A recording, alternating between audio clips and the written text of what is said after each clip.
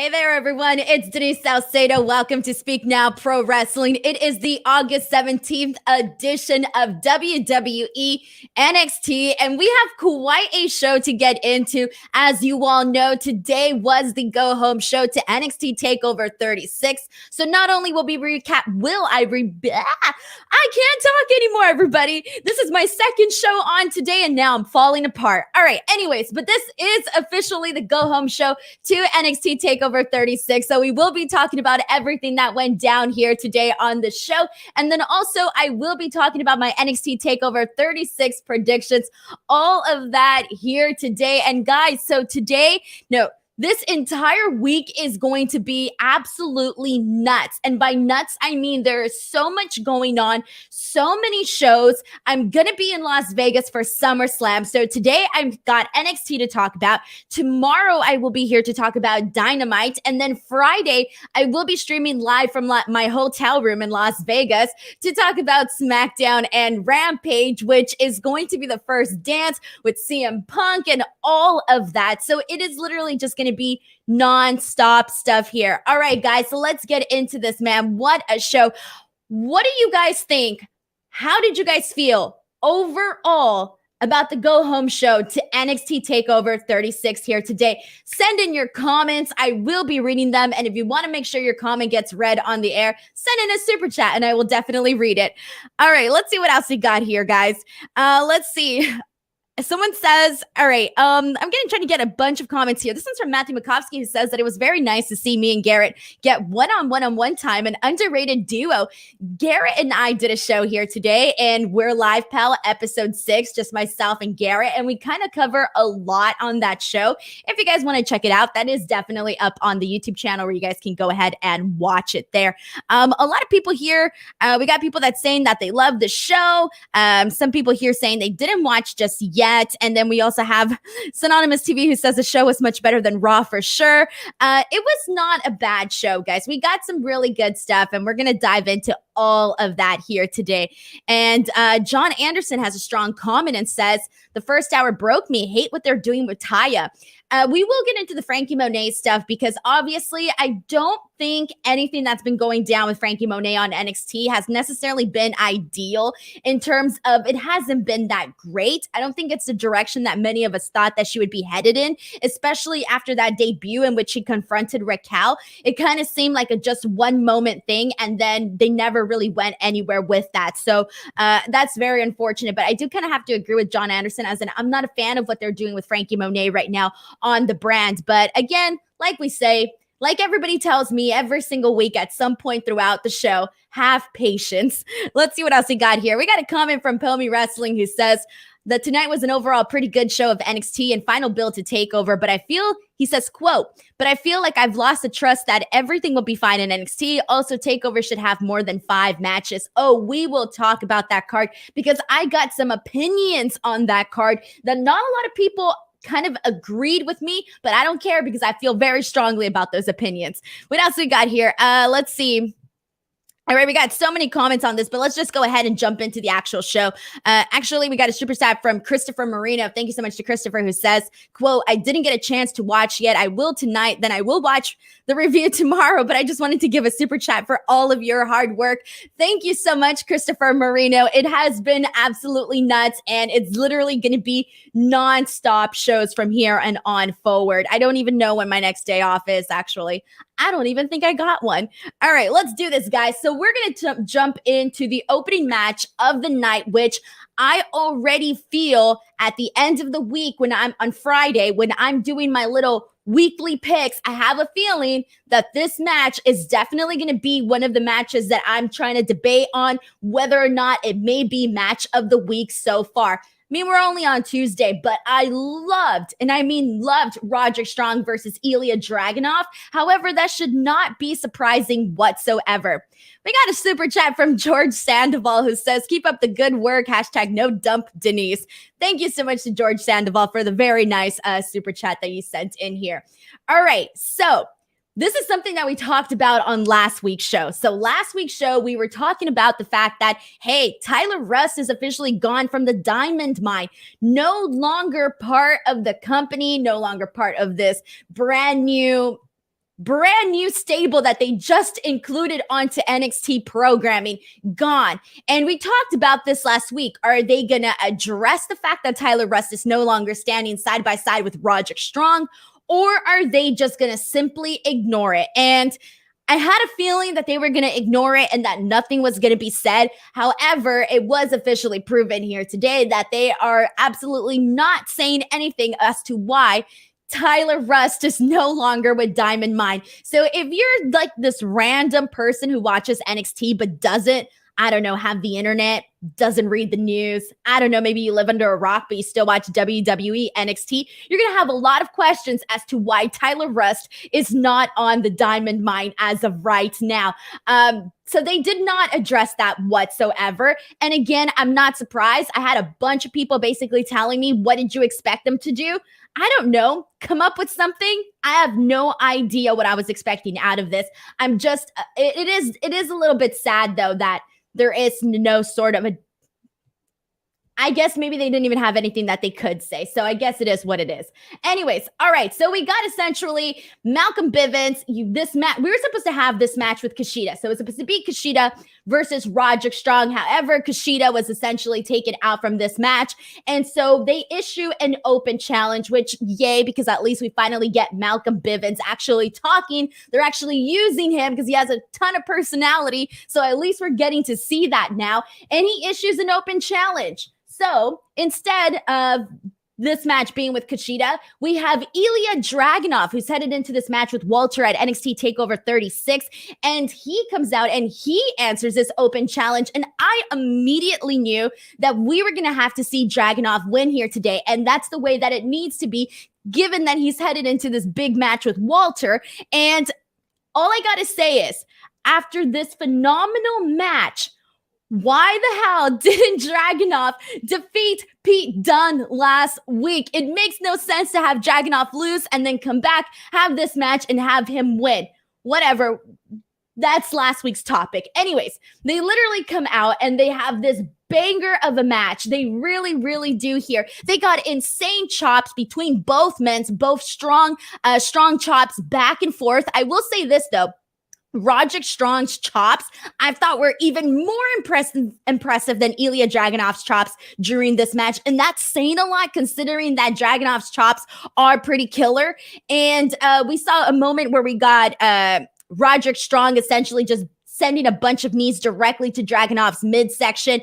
We then see Roderick Strong smashing Dragunov right into the edge of the ring right before they go to commercial break. That was a really good spot too that I enjoyed. By the time we come back, these two men have been going back and forth. Dragunov, they are literally doing elbows to one another back and forth. Dragunov gets busted open, guys. He is bleeding profusely. Like the blood is just coming out of him so extremely fast. I mean, this is a visual. And then what we got afterwards was probably one of my favorite finishes in NXT TV in a very, very long time. I loved the finish to this match. We essentially saw so Dragunov is like bleeding, right? He's like running towards Roderick Strong. Roderick Strong literally gets him in a knee straight to the face, but then Dragunov just comes out of nowhere and just literally headbutts right into Roderick Strong, and that is how he is able to get the win. The way that I describe this does not do this justice. I would literally go out of my way, if you did not watch the show, or if you're going to fast forward through some of the parts or watch certain highlights, do not fast forward or do not skip out on this match. This match was very good. It was entertaining and it had a fantastic finish. And I really, really enjoyed that finish, particularly that. Afterwards, we saw Dragunov call out Walter. He's pissed off. He's mad as hell, but Walter does not come out. We will see Walter later on in the night, though. But guys, what did you think of this match? Send in your thoughts. We got a super chat over from DKC Returns who says, turn this $5 into 5,000 in Vegas. Hell yeah. I'm very excited. I'll be doing a couple of gambling. I got $5 now. I'm definitely going to go ahead and gamble those $5 in Las Vegas. Thank you so much to DKC Returns for sending this in. We got another super chat from Mario Morales who says, I feel like Jack Skellington needs to know where his jacket is. Another super chat from Hector Rodriguez who says Dragunov looked like a killer against Roddy Strong. It was effing incredible. It was though. And that's what we needed. We needed to get this like reminder of what a badass Dragunov is. Like obviously the people that are looking forward to this match with Walter and Dragunov are looking forward to it because you know that both of these men are killers in the ring and you know you're going to get a brutal match out of it, okay? But for those that may have forgotten or for those that never saw the match, having Dragunov essentially come out and look the way that he did tonight is a win across the board. So thank you so much to Hector Rodriguez for sending in that super chat there. And we got so many super chats. Thank you guys so much. This one is from Cyclops is better than Wolverine. Hey, wasn't I mad at you, Cyclops? I was mad at you. I forgot what you did on the Monday post show, but I remembered that I was mad at you. I even made a mental note. Just kidding. Cyclops is better than Wolverine says, why have Strong lose before a title match? Weird. Yeah, exactly. I get that too. But this is one of the situations where I think that both people couldn't necessarily afford these losses, but more so, I would say, Dragunov could not afford a loss. We got another super chat from Flamethrower Fluff Salisbury who says, Ref, are you okay? Dragunov, dude, my pet bear gave me worse than when I was 5 years old. Thank you so much, Flamethrower, for sending in a piece of comedy here today. I appreciate this. Sticker Reds wants to know if this was a 5-star match, Denise. No, I wouldn't say so. I wouldn't say it was a 5-star match. I mean, it was, if I'm just judging it off of NXT matches that we've seen this year, I would rank it up there as one of my favorites, but I wouldn't go as far. I'll probably forget about this match like in a month from now. So I wouldn't say it was that good because if it was, I would not have forgotten. This match. Or I wouldn't be forgetting this match, essentially. And let's see what else we got here. We got a comment from Keith Duran. He says, Ilya Dragunov should have kept the bloody face for the post-match Walter call-out. That should have been a nice visual to use for the takeover promo, says Keith Duran. And alrighty, guys, here we go. We're going to move into this next portion. We got a lot to talk about here today. And speaking of promos and vignettes and all of this, I sent out a tweet that ended up being sort of controversial. And I had a feeling it was going to be controversial when I tweeted it. Not going to lie. I tweeted, NXT hands down has the best video packages in wrestling. And I'm going to stand by this comment because tonight was a perfect example of that. And this is actually why I tweeted it, because we had an awesome promo package for Kyle O'Reilly, Adam Cole takeover. They literally told this story in such a, like, you could have not watched NXT for the last, however long they've been doing this. You could have not watched NXT at all and just watch this one promo, this one video recapping everything that went down. And I will tell you that you would have been hyped for it just based off of this, like whatever 2-3 minute promo that it was, and you would know everything that was happening and you would be excited about this match. That is how good that promo, that vignette was. I really liked when they showed the old footage of Undisputed Era. I thought that was really cool. I enjoyed this, guys. I gotta say, they really do have the best promotional vignettes. I was a fan of that. So nobody get mad at me. Let's see what else we got here. We got a comment from Troy Butler who says that they showed the finish replay over and over again in the post-match. I assume Dragunov gives a chance to clean his face. Got to keep it PG. Well, it would have been a good visual. I do agree with all of that.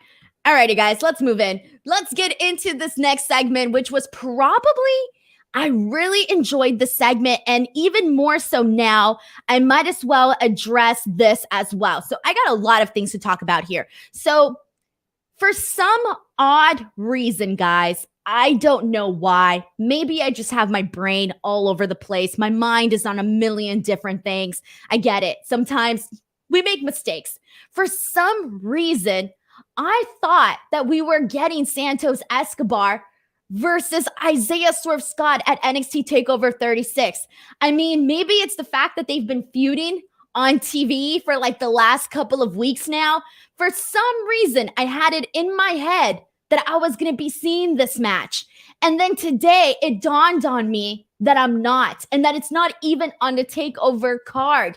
And I'm sorry, like I had a lot of people that disagreed with me on this, and I know a lot of people are going to disagree with me here too. But I think, so later on in the show, they announced that we're going to be seeing Legado del Fantasma versus Hit Row in a 6-man tag next week on NXT.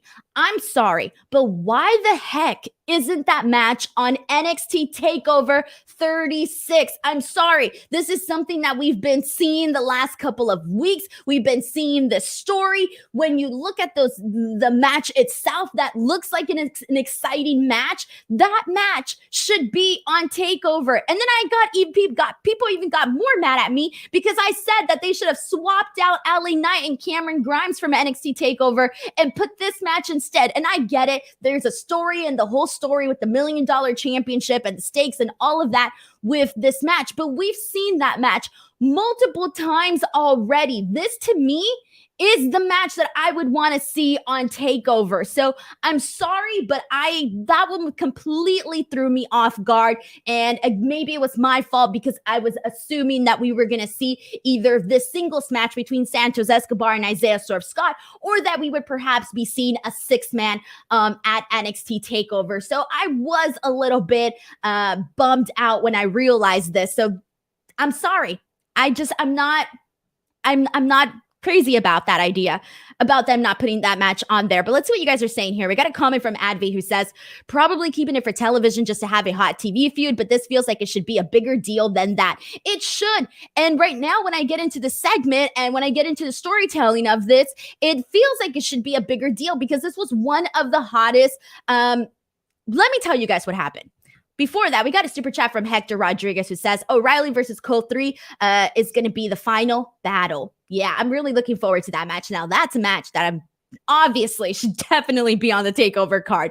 All right, but let's talk about what happened with Hit Row and Legado del Fantasma, because I was a fan of this segment. I think in terms of everything that they've done with this story, this was probably my favorite thing that they've done so far. So you have Hit Row coming out, and they come out to the ring, and, you know, they're pissed off about the fact that they were disrespected by Santos Escobar and Legado del Fantasma for essentially taking away his grills. And, you know, they had that whole, like, you know, disrespecting of the culture where so you had Santos Escobar take off his grills. The following week after, you had Hit Row burning the lucha mask. So it's like they're both disrespecting with one another. Okay, cool. We got that part. So they come out and they're addressing that. Then on the screen, Santos Escobar appears and he's in the parking lot, and he basically, you know, he's pretty convincing in this, okay? He tells Isaiah Swerve Scott, like, you know what? I understand why you feel disrespected after I took off your grills. I understand, especially after you burned a mask, you burned a lucha mask. I get it. You know what?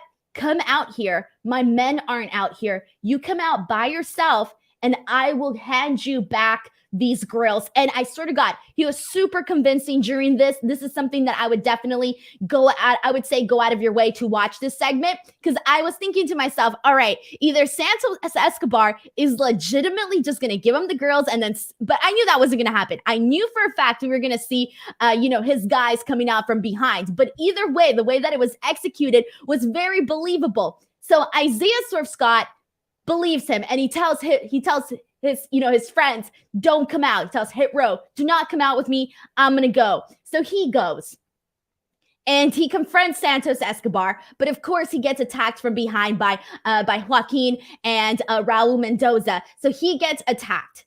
All right, that was what we saw coming. But either way, it was the way that they executed that, I was a fan of it. And then afterwards, obviously, once Hit Row saw that it was a 3-on-1 attack, they then came out to essentially, help out Isaiah Swerve Scott. And they did. And then after that, they get their grills back. So I thought that overall, just like the way that they played out this entire segment was really good.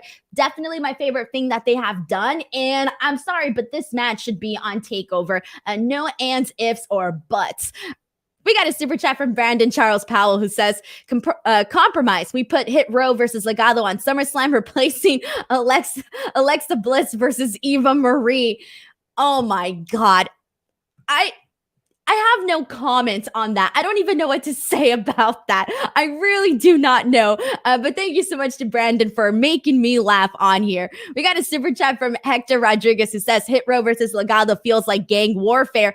And it's cool. It's something different. Like, it's getting you interested in the story. Like, I wasn't really feeling the way that they were maneuvering the story when it first started. But as the weeks have gone by, I'm starting to see what they're going for. And I ended up liking the story that they were telling. Like, the last 3 weeks, I've been a fan of what they've been doing with Hit Row and Legado del Fantasma. I've been into it. And so given the fact that this is a storyline that I actually care about, that is why it's important to actually put it on your takeover card. Am I like losing my mind here for no reason? Hector Rodriguez, thank you so much for the super chat. And let's see what else we got here. Troy Butler says he popped when B-Fab got involved with the pipe. What a segment. Yeah, you know what? I've been becoming a more and more bigger fan of B-Fab as the weeks have gone by.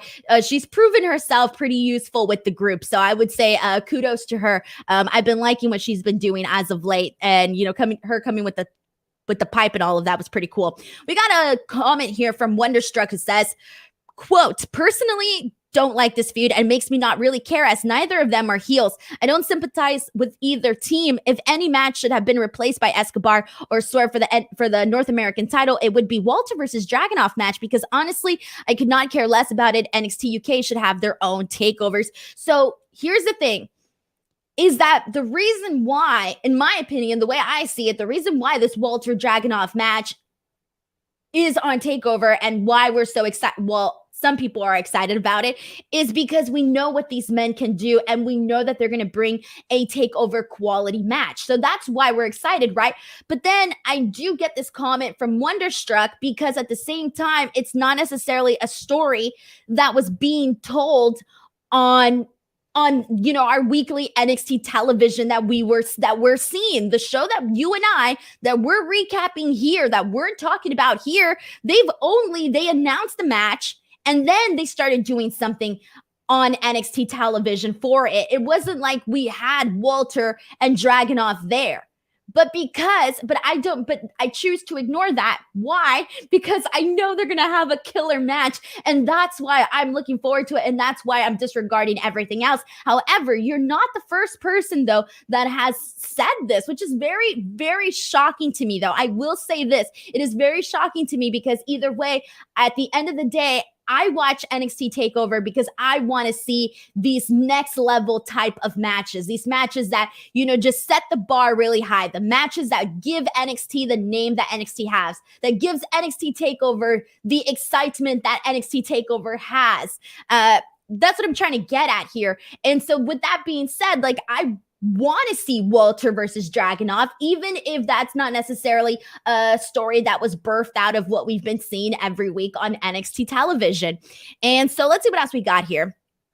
We got a super chat from Cyclops is better than Wolverine who says, quote, took you long enough, but welcome to the fan club. Yeah, I told you guys, and I'm going to be honest with you guys. I wasn't crazy. I liked Hit Row when they made their debut. After that, I didn't care anymore, but then they got me back reinvested, and that's a good thing. That's what you should have. You want to, I actually like it more now that they sort of fought for my, you know, attention, but that they won me over. That is a good thing. I want to be won over. And they did do that with this story. So thank you so much to Cyclops is better than Wolverine for sending in this super chat. We got another one from Nick Grasso who says, is Santos going to bring a female counter to counteract B-Fab? I don't know if he is. I wouldn't mind it. I don't know who it could possibly be, though. I don't know. Although it would be cool. But do they really need it? No, I do think B-Fab could stand on her own. It's perfectly fine. They don't got to do like the catty, like woman fighting, cat fight type of stuff. So they don't really need it. It's fine for what it is and what they're doing right now. So thank you so much to Nick for sending in this super chat. I really, really thank you for this here. And let's see what else we got here. Twitchface says, quote, there was supposed to be an NXT UK takeover in Dublin, but it was canceled. That's the reason why Maito Satomura is the women's champion, and Valkyrie, who is from Dublin and was probably going to win the title, has been put on the back burner. Obviously, with everything that's going on with traveling and restrictions and all of that, a lot of things have been changed up. So yeah, we got a comment from Roman Gorovsky, who says Walter and Ilya already had a takeover level match with no audience. They may steal the show on Sunday. 100%, I do not doubt that they could steal the show. With that match and the Kyle O'Reilly, Adam Cole match, those are going to be show stealers for sure. And let's see what else we got here. We got so many different comments here. I think everybody just has different opinions here on what's going on. And I'm sorry, I feel very, very strongly about my opinion is that it should have been that they should have had something with Hit Row and Legado del Fantasma on this takeover, okay? Especially because I've been here for I don't know how many shows talking about their story. So I would be expecting it to see it on the takeover. All right, guys, let's move on. Actually, we got a comment from Synonymous TV who says, I find it funny that they are not letting Legado del Fantasma get any heat every time they try to beat down Hit Row. Hit Row always comes on top. Legado needs a female member to make it even. I think this was brought up a couple weeks ago where somebody else might have mentioned the exact same thing, that they would like to see Legado del Fantasma get the heat for a while and keep it for a second. And yeah, I do agree with that as well. I really do agree. All right, guys. And Hector Rodriguez says, stand your ground, Denise. Hell yeah, this is my show. I will stand my ground.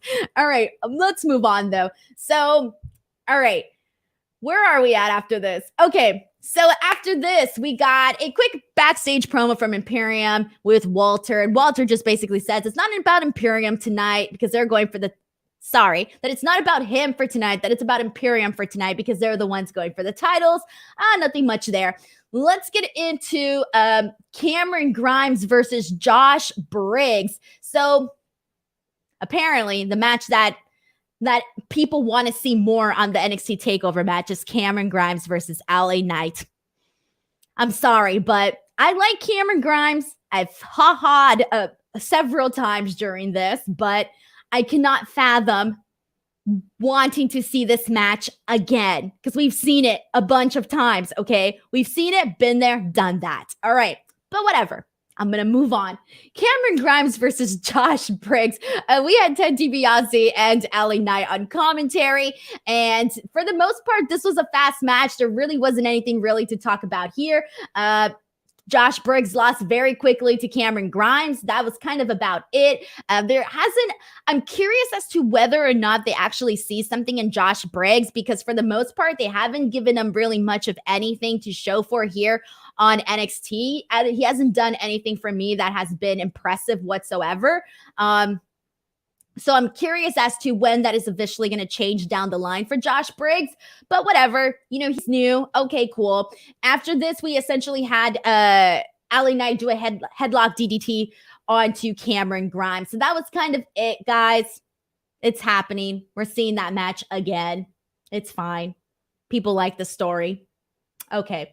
All right. So now we're moving on to a backstage segment between Indy Hartwell, Dexter Lumis, Johnny Gargano, and Candice LeRae. So what we got here was, I did not expect for everything that unfolded here tonight to happen based off of this one segment. So we had Indy essentially telling Johnny Gargano and Candice, hey, like this is, Dexter and I have been going on all these dates. She mentions, all these places that they've gone to. She mentions that they went on a hot air balloon ride, whatever. They went and did that. Very romantic. They sound adventurous. Apparently, they've been having a grand old time. They want to get matching tattoos.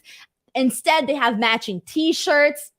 And then they make a joke Indy implies that after their date at the restaurant and after they had desserts, that Dexter Lumis indeed had pie.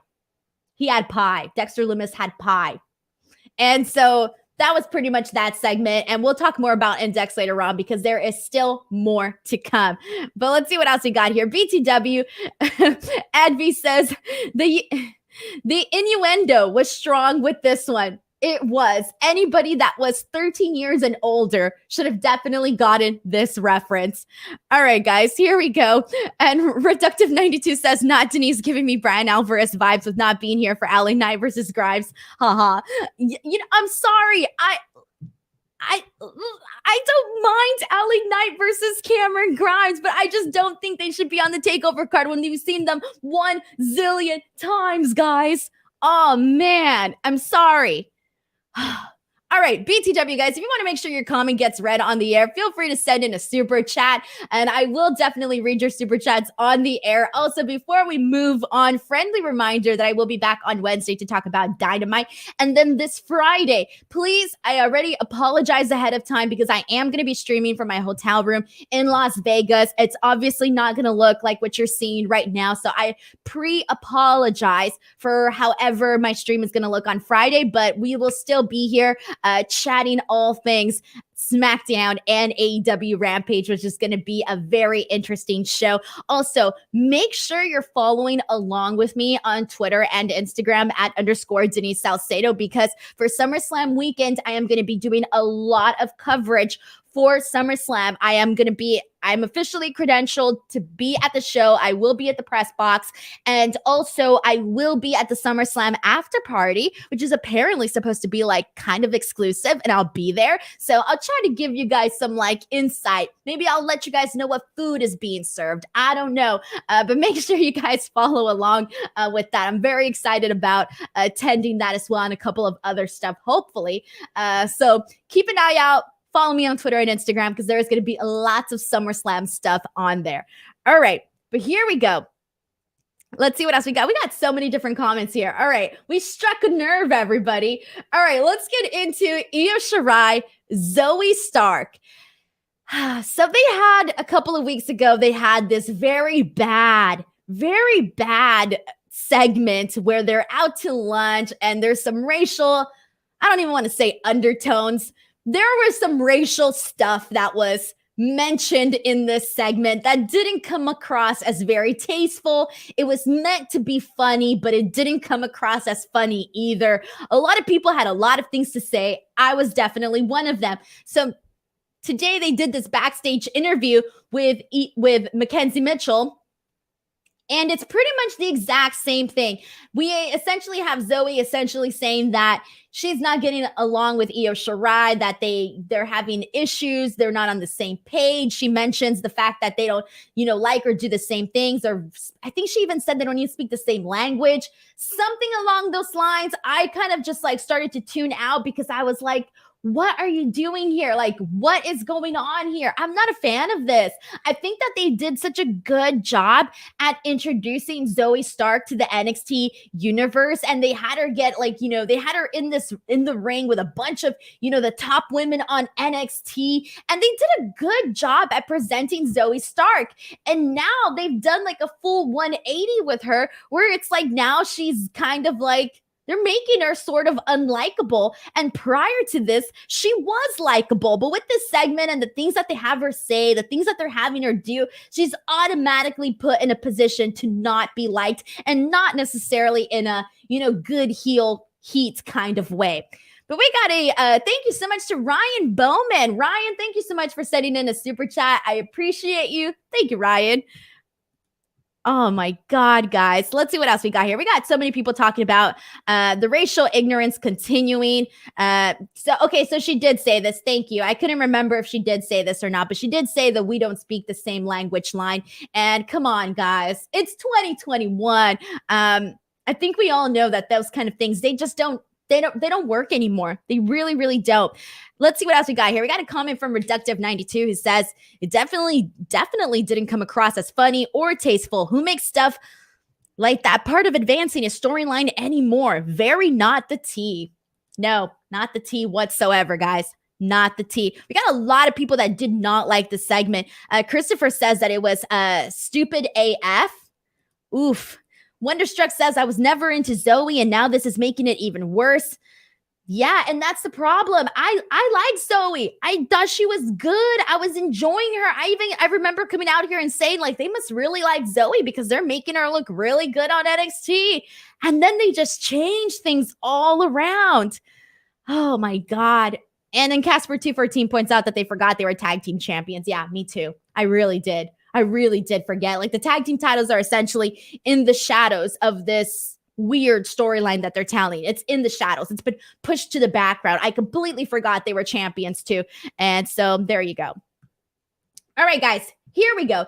Let's move on to this next storyline here, or this next segment, excuse me. We have Jessi Kamea and Robert Stone versus Index. And for the most part, the match itself was kind of a hot mess. It was a hot mess, everybody. But there were some noteworthy moments. And first and foremost, so you have Indy teaming with Dexter Lumis. And you know, Dexter Lumis comes out and he does his very serious, creepy entrance as he's walking down the ring and all of that. So you have Indy Hartwell walking behind him, sort of mimicking the exact same thing that Dexter Lumis does. And it was pretty darn hilarious. I will tell you, I legitimately laughed when I saw Indy Hartwell coming out, trying to look like super emo, just like Dexter Lumis. I thought that was pretty darn hilarious. So you know what? There was a lot of bad comedy throughout this, but I actually popped for that.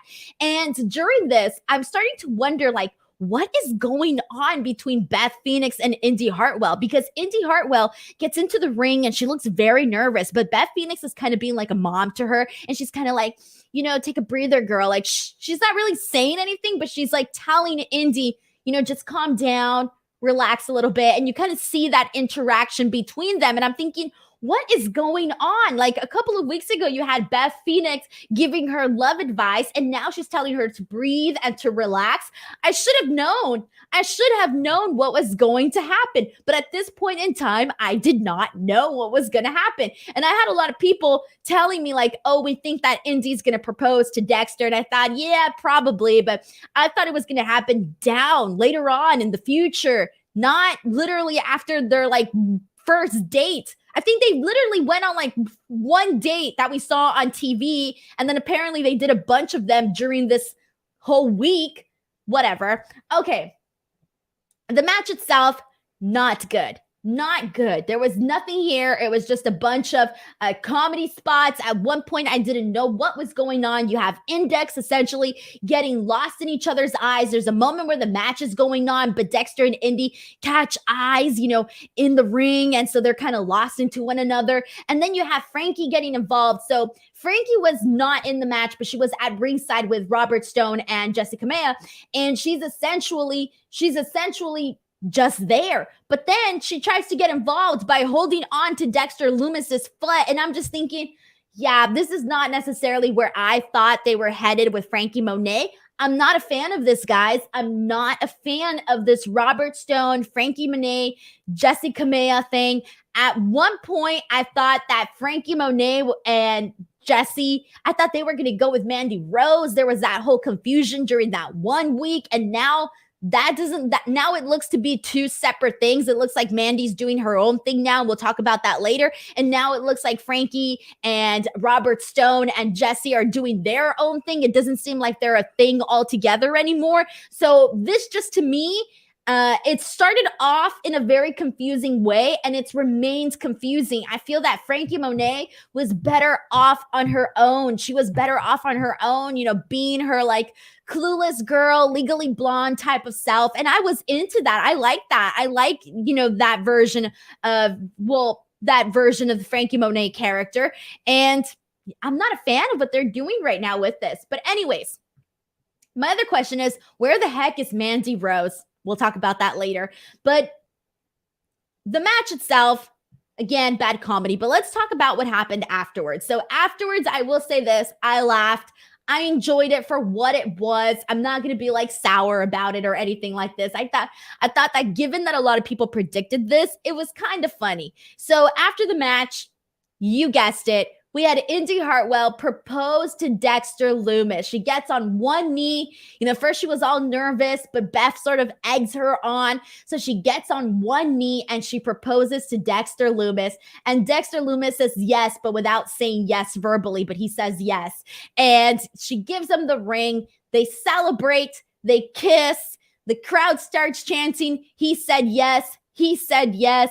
He said yes. And now Dexter Lumis and Indy Hartwell are officially engaged. So that is pretty much that.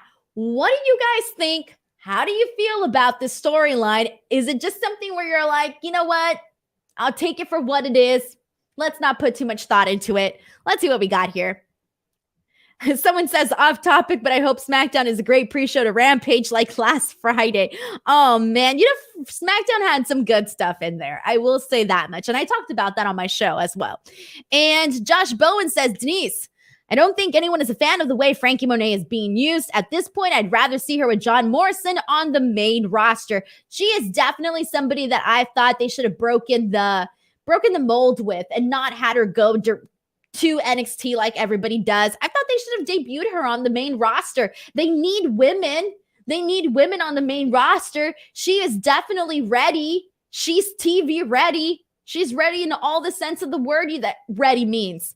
They could have definitely had Frankie Monet go straight to Raw or SmackDown, but it didn't happen there, guys. It really did not happen. And let's see what else we got here. The Cooch 97 says, Frankie Monet, aka Taya Valkyrie, was a legit Reina de Reinas champion, but she vacated it to bolt to NXT. Guys, like, here's the thing, though, is that, like, if it's your dream to go to the company, I get it, guys. That's a lot of people. Like, she worked really hard. She made the round. She literally worked everywhere across the globe to, her goal being WWE. Now, obviously, in a couple months, things could be different. She could be feuding with, Raquel or Dakota Kai, with whoever's champion. That's bound to happen. But this right now just isn't necessarily the greatest thing that they could be doing with her. They could definitely be spicing up the women's division a whole lot more if they had her built as a strong singles competitor. And I thought they were going that way. I really did. I really thought she was going to be one of Raquel's first challengers. I would have preferred her being one of Raquel's first challengers and losing and then circling back to the title down the line than what they're doing right now. So, man. All right, let's see what else we got here, guys. Send in your comments here. We got pretty much just talking about how great, Taya is, or was on Impact, etc. And yeah, she really was. All right, guys. We got a comment from Lenny who says, I honestly couldn't be more done with wrestling weddings. They've gotten progressively worse over the years. This is hilariously rushed. It's hollow, and I see this as a zero-sum deal where nobody gets over at the end of this. I will say this, though. Here we go. Wrestling weddings are always interesting, to say the least. I don't mind seeing this wedding between Dexter Lumis and Indy Hartwell. Like, I'm a sucker for good bad material. I'm hoping this turns out to be good bad material. And I do think that Indy Hartwell, though, she is probably one of the only persons in this whole storyline that is actually getting over. And by that, I mean, prior to this, what was she doing? She was essentially just like in the chat. She was just like you can say that she was like the least important member of the Way. And then at least now she has something happening on NXT, right? I'm looking on the bright side here. I would actually say that I've become a bigger fan of Indy Hartwell, sort of seeing her personality unfold with this Index storyline. So I do think at the end, she is being a little bit more, she's more liked, at least in my opinion, by me. So that's a good thing, I guess. All right, let's see what else we got here. And I'm going to go through a couple more comments here. Just pretty much a lot of people talking about Taya and hoping that they see Taya do some cool stuff in wrestling. I really hope she does. All right, guys, but let's move in. Speaking of the women, we're going to get into the final words between Dakota Kai and Raquel Gonzalez. They do a split screen where they're talking, doing their promos to one another. Good. I like this format. Totally cool with it. We have Raquel essentially saying that she's defeated everybody who has come her way. Hasn't been very many people. I mean, it's been, Mercedes Martinez, Xia Li. I think that's it. Am I forgetting somebody? Maybe Ember Moon? She hasn't had very many opponents, but whatever. She's defeated all of them. Okay, she's still champion. She's outlasted all of this. All right. So then Dakota Kai just basically calls her delusional. Dakota's just pushing forward the agenda that she's the one who made Raquel Gonzalez. Raquel cunts a bunch of Spanglish on her. Pretty good promo from both Raquel and Dakota. I actually like their vibes with one another. But at the end of the day, I think we got to circle back to what we've been discussing on our past shows, is that even though Dakota is technically the heel in this, I still see her as a babyface. I thought Raquel kind of cut a heel promo during this. She didn't feel like a babyface whatsoever. She doesn't feel like that. I don't feel bad for her, considering that she's the friend that she got betrayed by her friend. I feel like I should feel bad for Raquel Gonzalez. I don't feel bad. I'm more so rooting for Dakota Kai. I want to see Dakota Kai win, but she's the heel in all of this. That's pretty much what I got from this. I think the CWC was behind Dakota Kai as well, based on the crowd reactions, but that's pretty much it. Raquel just basically says that she tells Dakota Kai that she uses people and that then she gets jealous because they become more famous and more popular than her. And so that felt like that felt like a really good line, actually. But overall, good promos from both women. This is a match that I'm looking forward to, and I really hope that they do decide to pull the plug and go with Dakota Kai as champion here. But something tells me that I have a feeling Raquel might retain. But we'll get there because I will be doing NXT predictions later on. All right, guys, let's see what else we got here. I'm going to go through a couple more comments. Let's see. We got pretty much here a lot of people thinking that they're going to think that Dakota is going to win, and that's pretty much it, guys. All right, let's get on with this. We're going to move on to the NXT Breakout Tournament semifinals. So this one was interesting, guys. So at the top of this, I have said that when this whole tournament started, I liked Odyssey Jones right off the bat. I was like, all right, this guy, he's got something. He was literally, when they did the introduction and they were all just standing there, out of everybody who stood out to me, it was definitely Odyssey Jones. He brought presence in like 2 seconds that they showed his face on camera. And I was like, yep, all right, that guy. Anyways, so now out of Carmelo Hayes, Duke Hudson, one of them was going to go on to face Odyssey Jones in this breakout tournament. So my pick for this match was I wanted to see Carmelo Hayes, but I thought that they were going to actually go with Duke Hudson. I haven't been feeling Duke Hudson in any of this. Like, I am not on the Duke Hudson bandwagon, and I'm very, very sorry, but I'm not feeling Duke Hudson right now. I don't think he's brought anything different to the table just yet. So I was rooting for Carmelo Hayes. So when they actually gave Carmelo Hayes the win here, I was surprised. I thought we were going to see Duke Hudson win. Even though I wanted Carmelo Hayes to win, I still thought Duke Hudson was going to take the win. I thought that Carmelo looked great in this match. I was happy that he got the win here. However, now I'm wondering, like, I don't know who I essentially want to win this breakout tournament. I kind of still think that it should be Odyssey Jones. However, I do like Carmelo Hayes. Either way, we had a post-match promo between both men. You had Carmelo Hayes essentially doing like a video game reference where he says that he's the final boss. So Odyssey Jones then comes out and he says that he's going to win over the NXT universe, that he's going to win and the NXT universe will sound the alarm. So there you go. That seems to be like what they're going to do with them. However, I was disappointed though when it was announced that this match would be happening on NXT. So I actually thought that this match should have been happening, that the finals should have been happening at NXT TakeOver. I'm telling you, I would have reworked this entire card. I thought that it would have been a bigger deal to have the finals happen at the TakeOver show. And I get it. You can argue that, maybe these men weren't going to be ready to be on a TakeOver. So I do get that aspect of it. But for the sake of the tournament, for the sake of the meaning of this tournament, I thought it would have been a nice thing to have them do the finals in the tournament. Kind of like a sink or swim moment, You're either going to have them thrive or what? We'll see what happens there. All right, guys. Any thoughts on this? Go ahead and send in your comments here. We got so many different thoughts on all of this.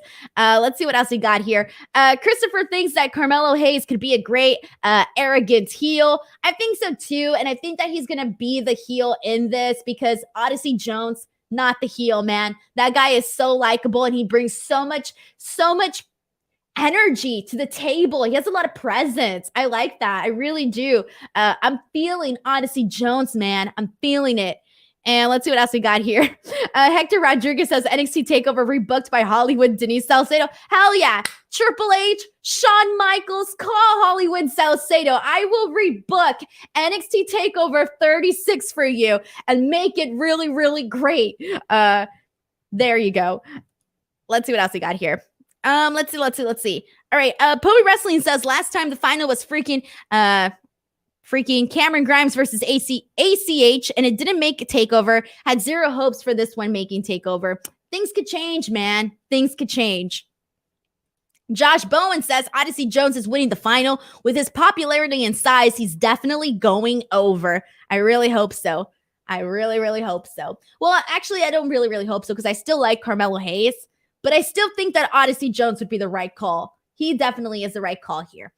All right, ladies and gentlemen, after this, we had a vignette for JC Jane. And JC Jane essentially has a similar vignette to Gigi Dolan and what she had with the roses. And she's talking a lot about us and we're going to do this. And she's talking like there's more than just her. So this isn't just her putting herself over. Like she's putting over this group, this duo over. And we've already seen Gigi Dolan and JC Jane, talking backstage with Mandy Rose.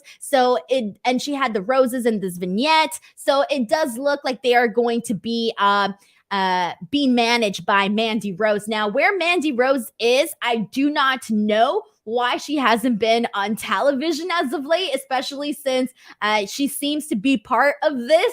I think that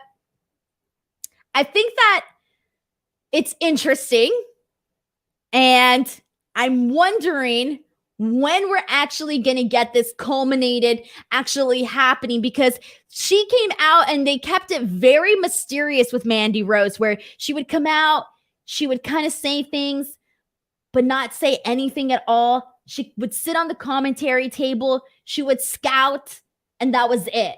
So we all figured out that she was going to be managing someone. We just didn't know who. All right, so now it looks like she's managing Gigi Dolan and JC Jane.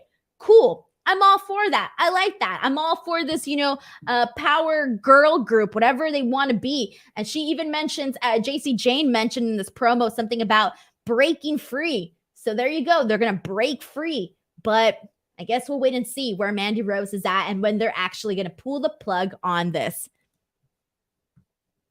Pomi Wrestling says Gigi Dolan and JC Jane have already more of a direction than Frankie Monet. That is pretty sad, guys. That is pretty sad. And I think that's pretty much it, guys. I think a lot of people, we already know where they're heading with this. It's fine. Now we just need to see the execution of it all. All right, but let's get into this. We got a couple more things to talk about here. We got Imperium versus MSK for the NXT Tag Titles here. This was a pretty good match, guys, here. Pretty good stuff. I like the double team from MSK to Eichner during this match. We got series of kicks from both men onto Eichner. I thought that was really cool. We saw MSK do a dive. Both members dove onto both members of Imperium, but Imperium caught them and essentially slammed them onto the ground. That was pretty good stuff. They went back and forth a lot during this match. Both teams, very different, but complemented each other very well. Different styles, but it went well. I liked it. Post-match, we saw Dragunov run in and try to attack Walter, but Walter chops the hell out of him. And that's pretty much it, guys. Good stuff. But we did see MSK retain here. Imperium did not become NXT Tag Team Champions. And now, after this, before we move on to the next segment, oh man, I still got to do my NXT predictions, guys. All right, I'm going to speed up just a little bit here. And after this, we had Pete Dunne and Ridge Holland cut a promo. Ridge Holland challenges Timothy Thatcher, so that's going to be happening. I don't know. I think that may be happening next week. Not entirely sure. I might have missed out on that. But then we get into the closing segment between Karrion Kross and Samoa Joe. They do a face-off, and I gotta say, I was a fan of this. I thought the way they executed this was pretty well, considering the fact that the people seem to be not afraid whatsoever to chant what they want to chant during this. They kept it short and sweet. I think that's the best way that I can describe this. So you have Samoa Joe. He comes out, he's a very angry Samoa Joe like he always is. And he basically tells Karrion Kross, I'm not here to hurt your feelings. I'm here to hurt you. Great line, effective and believable coming out of Samoa Joe. Then we have Karrion Kross coming out. Karrion Kross comes out, and I kid you not, everybody in the CWC is chanting, where is Scarlett? It's the question on everybody's mind. Where is Scarlett? No idea, but they chant that at him. Then we have Kross essentially says that he's gonna take out Samoa Joe, but Samoa Joe ends up taking him out. We see Samoa Joe do a dive onto Karrion Kross, who's there with all of his security guard. Samoa Joe looks great, man. He's moving around like it's nobody's business. They end up brawling around the ring. We see a headbutt from Samoa Joe into Karrion Kross. We see Joe running Karrion Kross right into that plexiglass with the steel cage wall, really good visual. And that's pretty much how NXT ends. You just see them brawling out there. I thought that the way that they did this was a good way, again, to get both men over. Thought it was fine, guys. I like this. Any thoughts on this? Let's see what we got here. Patrick says, no chance for Kross. Either where is Scarlett or Joe is going to kill you. That was either what you got. We first got where is Scarlett, and then afterwards we got the Joe is going to kill you. They did Karrion Kross absolutely no favors whatsoever. No favors. Malcolm says they have pretty much booked next week's NXT. Triple H trying to get ahead of any interference from above. They did book a lot for next week's NXT, which I do not mind. I'm glad that they're booking these shows like this. I just did think that some of the stuff was questionable in terms of whether or not it should be on NXT or TakeOver. And let's see what else we got here, guys. So many different comments here. Malcolm wants to know, why can't they remove the hockey glass and it dampens the sound of the crowd? I sometimes even forget that they have the glass there. I only remember when they actually when they have any interaction with it. Ten Russo wants to know if I want them out of the CWC. Well, let me just say, it definitely does not help them to be in front of the same crowd each and every single week. And then TakeOver is also going to be at the CWC. It makes it feel less special, man. It really, really feels less special. And we just got pretty much everybody here saying the exact same thing. Marvin says he enjoyed the Karrion Kross Samoa Joe face-off. Yeah, so did I. All right, guys, there you go. That was pretty much that. But before we go, I do want to do some quick predictions for NXT TakeOver. We only got a couple matches to talk about, so let's get into that really quickly. And where is my graphic? Do not laugh, everybody. Do not laugh at my graphic. My graphic is from Wikipedia. I just took a quick screenshot here, so do not mind my Wikipedia graphic here. Let's see what we got here. Walter versus Ilya Dragunov. I still think that they're going to keep the title on Walter, so I do think he will retain the NXT UK Championship, so I'm going to stick with Walter. Karrion Kross versus Samoa Joe. It has to be Samoa Joe. If it's not Samoa Joe, I would be shocked, ladies and gentlemen. I would be shocked. Raquel Gonzalez versus Dakota Kai. I have a feeling they're going to keep the belt on Raquel Gonzalez, but I want to see Dakota Kai pull off the victory here. Then we have LA Knight versus Cameron Grimes. If Grimes loses, DiBiase must become Knight's butler. I'm thinking they got to end this, guys. They either got to end it and have Cameron Grimes win, or they're going to continue this and have, obviously, DiBiase become Knight's butler. So I do not know what is going to happen here.